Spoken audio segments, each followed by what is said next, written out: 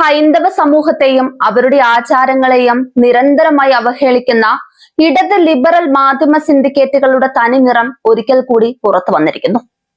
ക്ഷേത്രങ്ങളിൽ ഭക്തർക്ക് അന്നദാനം നൽകുന്നതിനെയും മാതൃശക്തിയുടെ ആരാധനാ സ്വാതന്ത്ര്യത്തെയും ഗൂഢാലോചന എന്ന് മുദ്ര കുത്തിയിരിക്കുകയാണ് മാധ്യമപ്രവർത്തകൻ വേണു ബാലകൃഷ്ണൻ.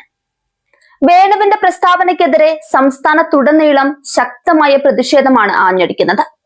പിണറായി വിജയന്റെ തണലിൽ വളരുന്ന ഇടത് ജിഹാദി അച്ചുതണ്ടിനെ തൃപ്തിപ്പെടുത്താൻ ഹിന്ദുത്വ വിരുദ്ധ വിഷം ചീറ്റുകയാണ് വേണു എന്ന ആക്ഷേപം ഇതിനോടകം ശക്തമായി കഴിഞ്ഞു. പ്രായമായ സ്ത്രീകൾ ഭജനമിരുന്നും നാമജപങ്ങളിലും മുഴുകി ക്ഷേത്രങ്ങളിൽ സമയം ചെലവഴിക്കുന്നത് ഒരു വലിയ ഹിന്ദുത്വ പ്രൊജക്ട് ആണെന്നാണ് വേണുവിന്റെ കണ്ടുപിടുത്തം. സനാതന ധർമ്മത്തോടുള്ള അന്ധമായ വിരോധത്തിന്റെ ഭാഗമാണ്. ഹിന്ദു കുടുംബങ്ങളിലെ മുതിർന്നവർക്ക് ആത്മീയമായ അഭയ കേന്ദ്രമാണ് ക്ഷേത്രങ്ങൾ. എന്നാൽ ഇവർ ഒത്തുചേരുന്നതും നാമജപം നടത്തുന്നതും ക്രിമിനൽ കുറ്റമായിട്ടാണ് ഇടതുപക്ഷം കാണുന്നത്.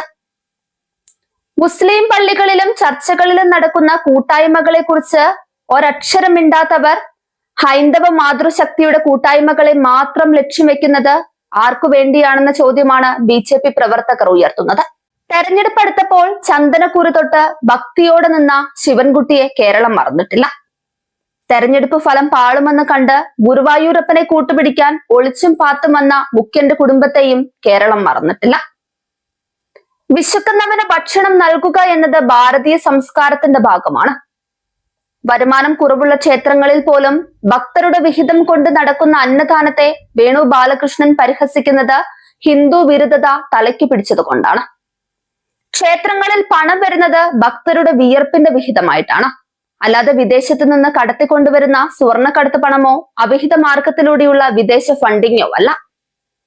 അമ്മമാർക്ക് പ്രാതലും ഉച്ചഭക്ഷണവും നൽകുന്നത് വലിയ കുറ്റമായി കാണുന്ന ഇക്കൂട്ടർ ക്രിസ്ത്യൻ മുസ്ലിം വിഭാഗങ്ങൾക്കിടയിൽ നടക്കുന്ന സമാനമായ പ്രവർത്തനങ്ങളെ കുറിച്ച് മൗനം പാലിക്കുന്നത് എന്തുകൊണ്ടാണ്? തന്റെ കരിയർ നിലനിർത്താൻ CPM-ന്റെയും തീവ്രവാദ സ്വഭാവമുള്ള സംഘടനകളുടെയും പാദസേവ ചെയ്യുകയാണ് വേണു എന്ന് സോഷ്യൽ മീഡിയയിൽ വിമർശനം ഉയർന്നു കഴിഞ്ഞു. ഹിന്ദു സമൂഹം സംഘടിക്കുന്നത് തടയുക, അവരുടെ വിശ്വാസങ്ങളെ അപഹാസ്യമായി ചിത്രീകരിക്കുക എന്ന ഗൂഢമായ അജണ്ടയാണ് ഇതിന് പിന്നിൽ. ക്ഷേത്രങ്ങളിലെ അന്നദാനത്തിന്റെ പണം എവിടെ നിന്ന് വരുന്നു എന്ന് ചോദിക്കുന്നവർ മുഖ്യമന്ത്രിയുടെ ദുരിതാശ്വാസ നിധിയിലെ പണം എവിടെ പോയി എന്നും വഖഫ് ബോർഡിന്റെ അനധികൃത ഭൂമി ഇടപാടുകളെ കുറിച്ചും മൗനം പാലിക്കുന്നത് ഇരട്ടത്താപ്പല്ലേ? ഹൈന്ദവ വിശ്വാസങ്ങളെയും ക്ഷേത്രങ്ങളെയും തകർക്കാൻ ശ്രമിക്കുന്ന ഇത്തരം കറുത്ത ശക്തികൾക്ക് തിരിച്ചടി നൽകുമെന്ന് BJP നേതൃത്വം മുന്നറിയിപ്പ് നൽകി കഴിഞ്ഞു. ക്ഷേത്രങ്ങൾ വെറും ആരാധനാലയങ്ങൾ മാത്രമല്ല, അത് ഹിന്ദുവിന്റെ അസ്തിത്വമാണ്. അമ്മമാരുടെ പ്രാർത്ഥനയെയും അന്നദാനത്തെയും തടയാൻ ആര് വന്നാലും അതിനെ തെരുവിൽ നേരിടുമെന്ന സന്ദേശമാണ് വിശ്വാസികൾ നൽകുന്നത്. വേണു ബാലകൃഷ്ണനെ പോലുള്ള മാധ്യമ ജിഹാദികൾക്ക് ഹിന്ദു സമൂഹത്തിന്റെ ആന്തരിക ശക്തി എന്താണെന്നറിയില്ല. ഭക്തരുടെ അന്നം മുടക്കാൻ ശ്രമിക്കുന്നവർക്ക് കേരളത്തിലെ ഹൈന്ദവ സമൂഹം തക്കതായി മറുപടി നൽകും. ഈ നാടിന്റെ സംസ്കാരത്തെ തകർക്കാൻ ഒരു കോമാളിയെയും അനുവദിക്കില്ല എന്നാണ് വിശ്വാസികളുടെ പ്രതികരണം. ഹിന്ദു ഐക്യത്തെ തകർക്കാനുള്ള ഏത് നീക്കത്തെയും രാഷ്ട്രീയമായും നിയമപരമായി നേരിടാനുള്ള തയ്യാറെടുപ്പിലാണ് BJP-യും മറ്റ് ഹൈന്ദവ സംഘടനകളും.